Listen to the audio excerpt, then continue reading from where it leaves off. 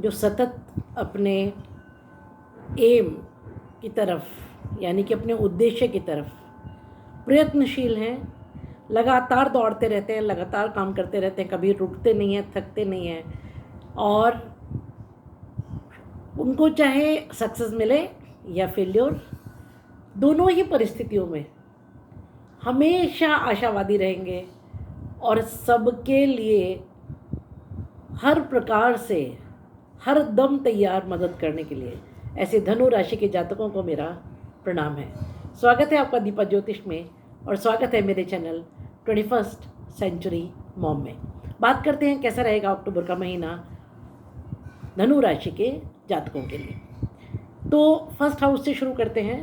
प्रथम घर के स्वामी बृहस्पति षष्ठ भाव में यानी छठे भाव में बैठे हैं। प्रथम घर यानी कि फर्स्ट हाउस हम खुद हैं, हमारा दिमाग, हमारा हृदय, हमारा शरीर, हमारी सोच, हमारी पर्सनालिटी, हमारा और सब कुछ, हम जो टोटल हैं वो फर्स्ट हाउस है।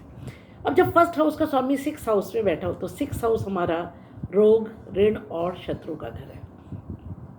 और बृहस्पति जहाँ बैठते हैं, जिस भी घर में बैठते हैं, उस घर को एनलार्जमेंट देते हैं, उस घर को वृद्ध कर देते हैं, बड़ा कर देते हैं। तो क्योंकि इस घर में रह करके बृहस्पति इस समय शत्रुओं की वृद्धि, रोग की वृद्धि और ऋण की वृद्धि, इन तीन चीज़ों की वृद्धि करा सकते थे, लेकिन क्योंकि यह शुक्र और बुध की 7th आस्पेक्ट यानी पूर्ण दृष्टि भी है, तो शुक्र यानी सुख, शुक्र यानी धन, शुक्र यानी प्रेम, बुद्धि आएगी बुध से, व्यक्तित्व में इंटेलिजेंस आएगा बुध से।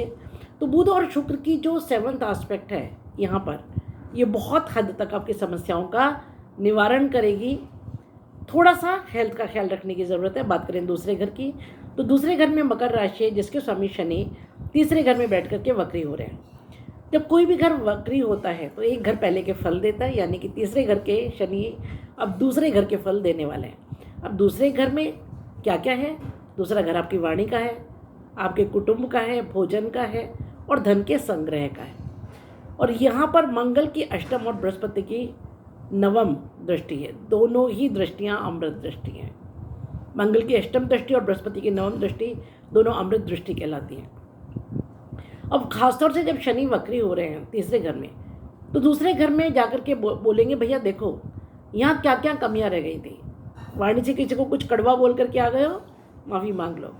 परिवार में कुछ मतभेद थे, उनको सुलझा लो। खान पान में कुछ गलतियाँ की थी, उनको सुधारो।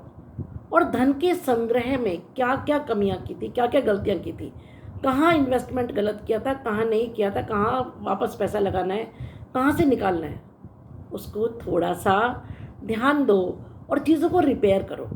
तो सेकेंड हाउस के जितने भी कारक तत्व हैं उनमें अब रिपेयरिंग होगा और उनके पूर्ण रिजल्ट्स शनि आपको देंगे। बात करें थर्ड हाउस की, तो थर्ड हाउस में जैसे कि मैंने कहा कि शनि वक्री हो रहे हैं और सबसे अच्छी बात यह है कि शतभिषा नक्षत्र में है, जो उनके मित्र राहु का नक्षत्र है। इस समय राहु उत्तर भाद्रपद नक्षत्र में जो शनि का नक्षत्र है और शनि शतभिषा में जो राहु का नक्षत्र है। तो कुल मिलाकर के एक इंटरचेंज है दोनों का, और ये इंटरचेंज एक बहुत बड़ा राजयोग बना रहा है।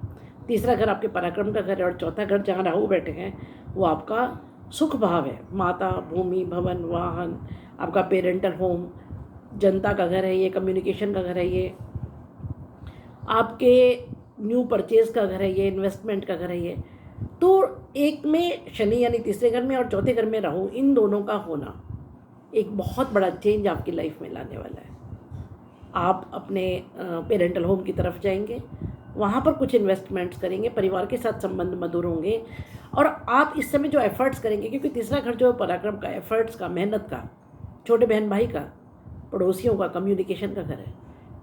तो आप अपने कम्युनिकेशन से बहुत सारी ऐसी प्रॉब्लम्स को सॉल्व करेंगे जो पहले एक्चुअली आपने ही क्रिएट की थी।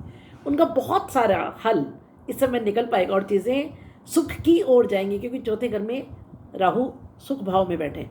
और राहु जो कुछ करते हैं वो सडन करते हैं। राहु यानी अमर्यादित सोच, राहु यानी आउट ऑफ बॉक्स थिंकिंग। ऐसे नए नए आइडियाज़ आएंगे और उन नए नए आइडियाज़ को आप एग्जीक्यूट भी कर पाएंगे, ये सबसे अच्छी बात है। बात करें आपके पांचवें घर की, तो पांचवें घर में मेष राशि जिसके स्वामी मंगल अपने परम शत्रु राशि स्थान में 20 अक्टूबर तक आपके 7th हाउस में हैं। और उसके बाद वो अपने नीच राशि स्थान में अष्टम भाव में आ जाएंगे। तो पांचवा घर हमारे विद्या, बुद्धि और संतान का घर है। इस घर का स्वामी जब शत्रु राशि में होगा तो क्या होगा, हमें थोड़ा सा संभल के रहने की ज़रूरत है। संतान के साथ थोड़ा सा संबंधों को मधुर रखिए। बहुत ज़्यादा अहंकार में आकर के कुछ करने की ज़रूरत नहीं है। जो स्त्रियाँ संतान सुख की और अग्रसर है, उनको थोड़ा सा अपने स्वास्थ्य का ख्याल रखने की ज़रूरत है। हाँ, एक चीज़ ज़रूर है कि पंचम भाव के जो भी कारक तत्व हैं उनमें स्पीड आएगी, एनर्जी आएगी, क्योंकि मंगल स्पीड के कारक हैं, मंगल एनर्जी के कारक हैं, मंगल उत्साह के कारक हैं। तो आपका कोई एजुकेशन से रिलेटेड कोई काम रुका हुआ था, या ये अभी स्पेक्यूलेशन के लिए, स्टॉक मार्केट के लिए बहुत अच्छा समय जाएगा, क्योंकि बहुत ज़बरदस्त उछाल इसमें आएगा। बात करें छठे भाव की, तो छठे घर में बृहस्पति हैं। जैसे कि मैंने आपसे पहले ही डिस्कस किया है कि रोग, ऋण और शत्रु का घर है, और बृहस्पति इसको वृद्धि यानी बड़ा करते हैं। लेकिन साथ ही साथ एक चीज़ और भी है कि बृहस्पति यहाँ रह करके मर्रम का काम भी करेंगे। जो पुराने ऋण है उनसे छुटकारा दिलाएंगे और आपको सद्बुद्धि देंगे कि नया कर्जा भी लेना नहीं है। जहाँ तक बात रोग की है, तो मैंने कहा है कि आपको थोड़ा सा ख्याल रखना पड़ेगा। बात करें 7th हाउस के, तो 7th हाउस आपके लाइफ पार्टनर का घर है, आपके बिजनेस पार्टनर का घर है, आपके बिजनेस का घर है, और यहाँ मंगल का होना आपके कामों को स्पीड देगा, उत्साह देगा, एनर्जी देगा। हाँ, एक चीज़ ज़रूर है कि थोड़ा सा क्रोध भी देगा, उससे थोड़ा सा संभलिएगा। बात करें अष्टम भाव की, तो अष्टम भाव में 20 अक्टूबर के बाद मंगल अपने नीच राशि स्थान में आते हैं। तो मेरे गुरुजी हमेशा एक बात कहते थे कि देखिए, अष्टम में जब भी सूर्य या मंगल कोई अग्नि ग्रह आता है, तो अष्टम पाताल का घर है, रंध्र है, ठंडक है, डार्कनेस है, अंधेरा है। वहाँ पर ये प्रकाश लेकर के आते हैं, अग्नि लेकर के आते हैं, ऊर्जा लेकर के आते हैं। तो 8वां घर एक्टिवेट होगा। 8वां घर आपके रहस्यों का घर है, आपके ससुराल का घर है, ऑकल्ट का घर है, छुपा हुआ धन, छुपा हुआ ज्ञान, ऐसी बहुत सारी चीज़ें जिनके बारे में हम जानते नहीं हैं। और सबसे बड़ी बात यह कि ट्रांसफॉर्मेशन का घर है। तो मंगल ही एक ऐसा ग्रह है जो कि शत्रु राशि स्थान में बहुत अच्छा परफॉर्म करता है। जब भी मंगल शत्रु स्थान में होगा, देखिए ना आप, जब वो 10th हाउस में आता है मकर राशि में, तो परम शत्रु के घर में होता है, लेकिन उसके बावजूद सबसे अच्छे रिजल्ट वहीं पर देता है। तो जब 7th हाउस में मंगल है तो भी बहुत अच्छे रिजल्ट देगा। मैंने कहा ना कि जो रुके हुए काम बहुत समय से थे वो अब पूर्ण हो जाएंगे, और जब अष्टम भाव में होगा तब भी बहुत अच्छे फल देगा। तो कोई आप रिसर्च में सक्सेसफुल हो सकते हैं, कोई रुका हुआ धन, कोई रुका हुआ संपत्ति, कोई ऐसा प्रॉब्लम जिसका आपको लगता था सोल्यूशन नहीं निकलेगा, वो अचानक निकलेगा, और जीवन में एक बहुत बड़ा ट्रांसफॉर्मेशन, एक बहुत बड़ा चेंज, पॉजिटिव चेंज, नेगेटिव नहीं, ये लेकर के आएगा। बात करें आपके नवम भाव की, तो नवम भाव में सिंह राशि जिसके स्वामी सूर्य है, 17 अक्टूबर तक आपके दशम भाव में, और उसके बाद आपके 11वें भाव में। सूर्य का दशम भाव यानी कर्म भाव में होना और 11वें भाव में होना, दोनों ही जगह बहुत सुंदर स्थिति है।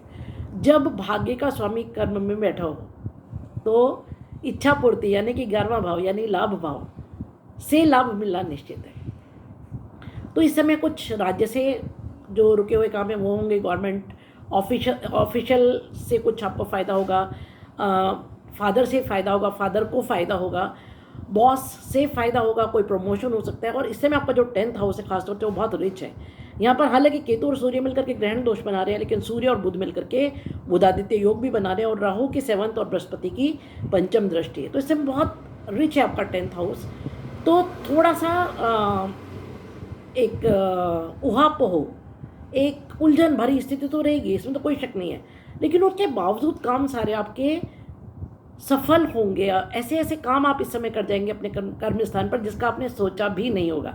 बात करें 11वें घर की, तो 11वें घर में 13 अक्टूबर तक शुक्र स्वराशि में है। शुक्र यानी धन, शुक्र यानी संपदा, शुक्र यानी प्रेम, शुक्र यानी वैभव, और शुक्र यानी आपका दाम्पत्य जीवन का सुख। तो शुक्र जब स्वराशि में होंगे और पंचम भाव को देखेंगे तो ये बहुत सुंदर स्थिति है।